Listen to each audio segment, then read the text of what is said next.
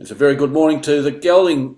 Gelding, a very wet day in Melbourne, and the Moonee Valley track, some query about it, especially after the rest of the meeting was abandoned last night.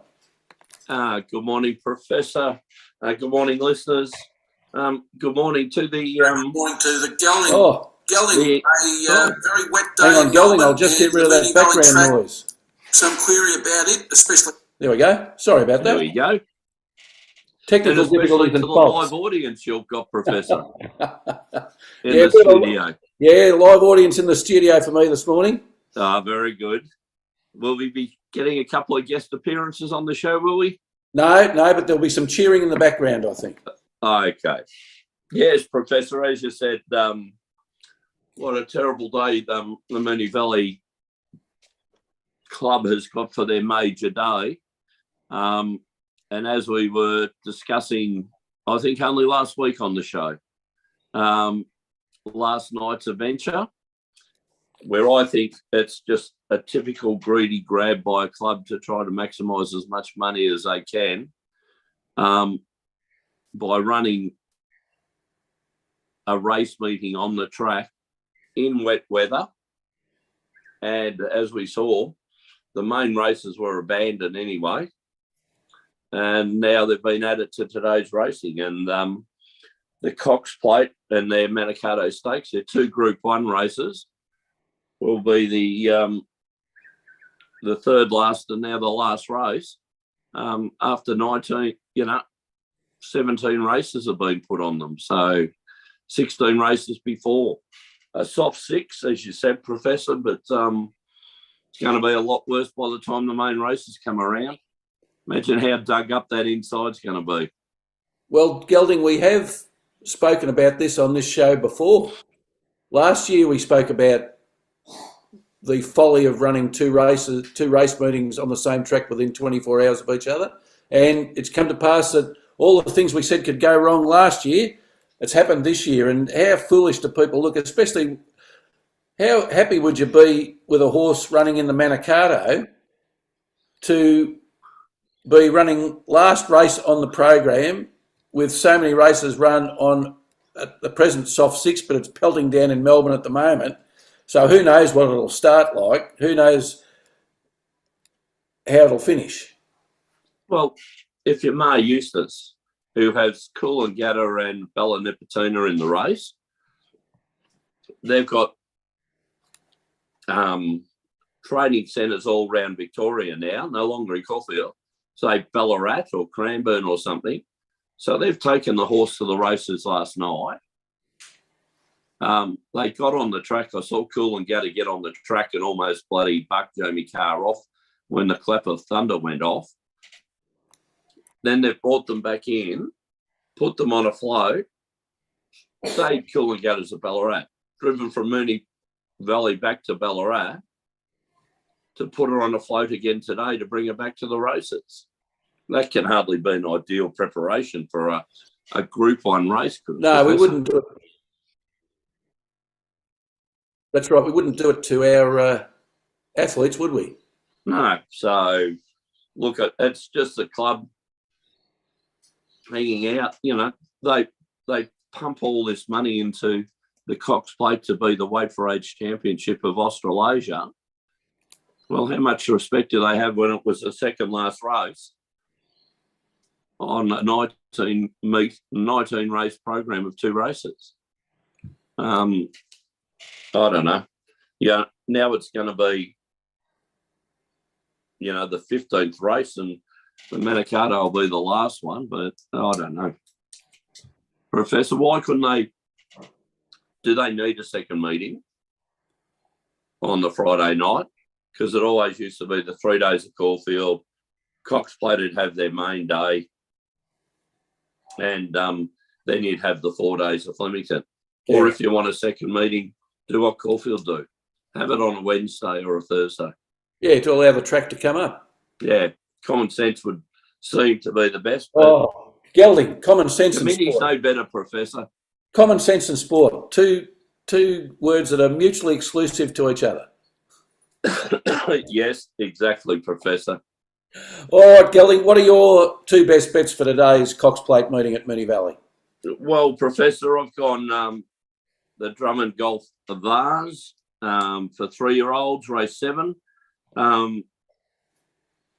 These horses are on their way to the Victorian Derby. Berkeley Square, number 1, trained by Dan O'Sullivan, ridden by Craig Williams. This horse ran 4th in the Caulfield Guineas, Professor, behind Golden Mile, who I might be backing in Sydney today myself, in also race 7, number 1. But Berkeley Square, look, it come from behind. The pattern of racing last night at Moonee Valley was normally the trend's your friend. If you're in front or in the first couple, that's normally the place to be. But when the rain came, they seemed to be coming from a bit behind, Professor. So I'm thinking today leading may not be the ideal place to be. And, with the track being dug up by the earlier races, I think Berkeley Square sitting behind them should be able to rally in race 7 and win that race. So race 7, number 1. Got to have a bet in the main race, Professor, the Cox Plate. As I said to you, worried about the internationals this year. It could be a year for the internationals. I had a look at Al Bogdan, and I've had a little bet on it, at some decent odds, trained by Chris Waller and ridden by Damien Oliver. But I just couldn't go past their old favourite, Professor. Race 9, number 10, Animo. Every time we've backed at this campaign, the Professor Parlay's got up. Any horse that's had 3 Group 1s in a row, certainly it's beaten all of these horses, not by a long way, but it's beaten them all. It likes the wet. The Blue Army in flying form, James Cummings, and James McDonald is just red hot. So, and I think, again, this is a horse that can just sit off them and come down the middle of the track. So, race 9, number 10, Professor. And I think it may be the bet of the day, but we'll talk about that a bit later. And you like, Professor? Yeah, Gelding, I'm going a little bit earlier than your tip in my first selection. Race 5, the Group 2 for fillies over 1,600 metres. Horse number 7, it's a New Zealand horse, Gelding, Climbing Star out of Barrier 1. Great form, Gelding. 1 start, 1 win. Can't wish for anything more than that, Professor. No. So this is its second race. It was a winner at Cranbourne on a soft track. Zach Spain's in the saddle. He's got over the last 50 rides, 14% win rate, which is excellent. Phil Stokes, the local trainer from Pakenham, 43% of the horses he saddles run a place. So that's good enough. Unbelievable record. Yeah, I got earlier this morning, Gelding, I've got $5 and $1.90. So I think that hopefully that'll start punters off on the and then second selections in the Manicato. Because it was postponed till today, I decided to have a run at that. Race 11, it's a weight for age Group 1 race worth $2 million. Horse number 14, Gelding, Coolangatta, which is, given the weather at the moment, probably I'd prefer to be in Coolangatta. I don't know about that, Professor. No, maybe not. Out of Barrier 1, 6 starts with excellent rating of 4 wins and 2 placings. 3 of those wins are group races, Gelding, including a Group 1. So a 67% win rate, 100% place rate. It's a last start winner at the track. It won the Group 1 Moya Stakes. It's also won over the distance. It beat Bella Nipotina and a couple of the other horses. So just like Animo, that form will do me. And I've got, Professor. And also, apart from the Group 1s, also Magic Millions 2-year-old winner. Yes, Gelding, $6.25 and $2. That'll do me. That's nice each way odds, Gelding.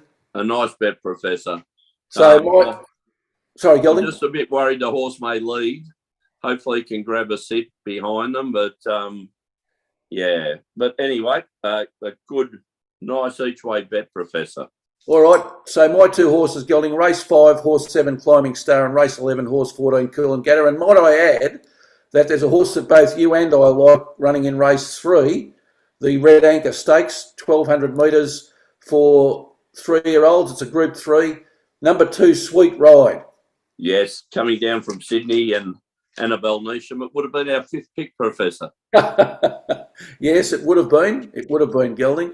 Now, I do know that I'll just do a little bit of tracking here with my. Just got to bring it up. Can I also mention quickly another horse, Professor, if we got time? Gelding. I'd like to send a cheerio to Ron from Port Arlington, formerly of Echuca, Moama. Ron's finally entered the horse game, Professor, at the tender age of 66, and he's having his first runner today. And with the little bit of luck that Ronnie normally has, he's managed to find himself in race 1, a $500,000 English banner race, with his first horse purchase, number 7, Optune, Professor, or Op to Me.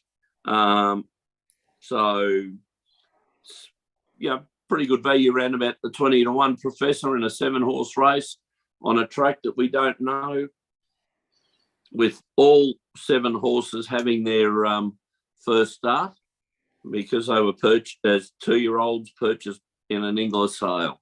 So good luck to Ron from Port Arlington. And we might tell the viewers, Gelding, that that's most unusual to be owning a racehorse and have its first start in a race like that. And we can say that given the number of racehorses that you and I have been involved with, well, I can only speak for myself, Gelding. I've never been lucky enough to be involved in a race that was worth $500,000. Yes, Professor. I have told Ron that this is stuff of fairy tales, and yeah, he appreciates it, and let me tell you, he's very excited. And I wish they had a better day for it to head out to Cox Plate Day, but you know what? It's a Piero. They like the wet, Professor. So, you know, being on at 25s may not hurt us. No, Gelding. What I was going to say before you were talking about Ron's horse is that I got some late mail from Schooner this morning. He's going to have a little bit of a role at race 3, horse 4, King's Consort. Right. He must have a contact there, is there, in the Freedman sale? Oh, he must. He must. Hey? Yeah. He's very bullish on it, Gelding. Very bullish, is he? Yes. No, Anthony Freeman, John McNeil. Yeah, not a bad combination. Yeah, good combination. And what odds did he get, Professor? I don't know, Gelding. Don't know. Oh, he's keeping that secret from the live audience, is he? I think he is down pat, Gelding. All right, let's look at the Professor's Parlay. 2 out of 3 ain't bad. Very successful Professor's Parlay. Yes, Gelding, 2 out of 3 ain't bad, but it's not good enough when you've got a parlay. Oh, well, that's right, Professor. But look, the horse we picked last week ran 3rd. Yes. So we were there for a while. It was called Nature Strip.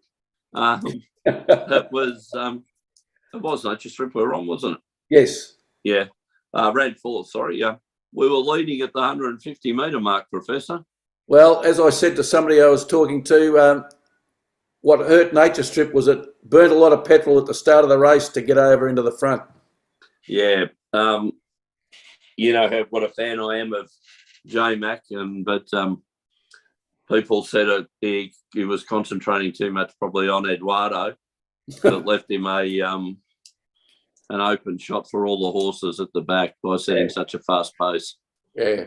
All right, Gelding, today's Professor's Parlay. Let's start with the agreed bet of the day at Moonee Valley. Race 9, horse 10, Animo. We'll go for the Cox Plate winner.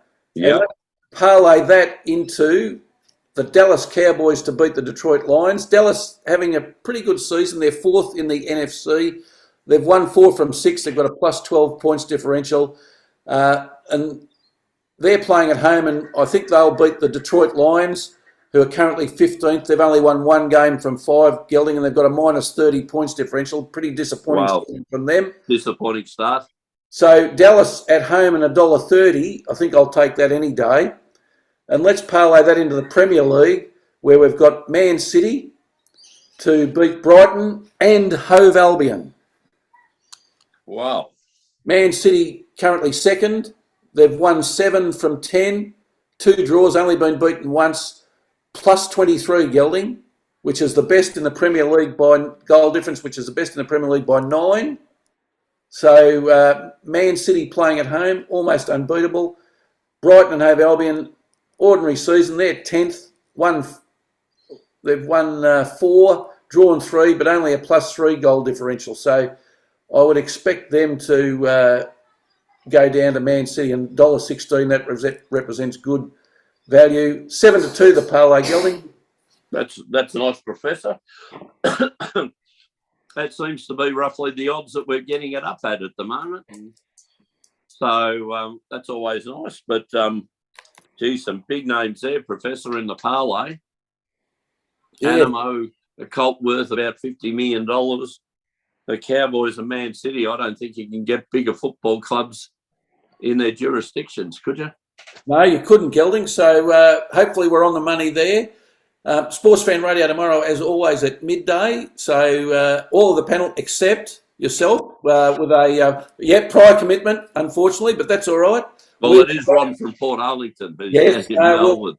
We'll battle so on. We thought we'd use it as an opportunity to catch up. No, excellent idea, Gelding. But we'll look forward to those tips coming through so I can let the punters know. Yes, I'll get them through to you early tomorrow. That's if there's any race meetings on, Professor. That's if it stops raining, Gelding. Yeah. Now, Professor, is it your turn today or mine? Good question, Gelding. I'll check my book. You check your book? I think it might be yours. Just let me open my book and look, because I always write. Now, I've got to go back. Or maybe send us a text if you want to. No, I did it last week, Gelding, because I've got the amount written on the page that I've got to put in the bank for us. So, oh, beautiful, Professor. It's your turn today, Gelding. Okay, sounds like a plan. All right, Gelding. So until next Saturday, it's good luck and good punting.